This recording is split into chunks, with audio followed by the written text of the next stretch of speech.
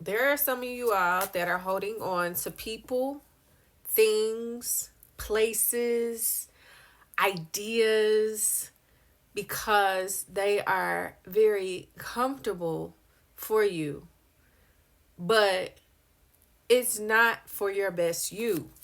Um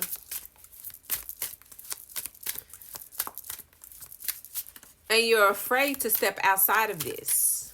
You're afraid to release these people. You're afraid to release these places, these objects, these things because you've gotten used to it. You've gotten so used to it and complacent. And that's not what you should be doing. That's not what spirit wants from you, wants you to do. Um, yeah, we got beyond illusion and creativity. Um,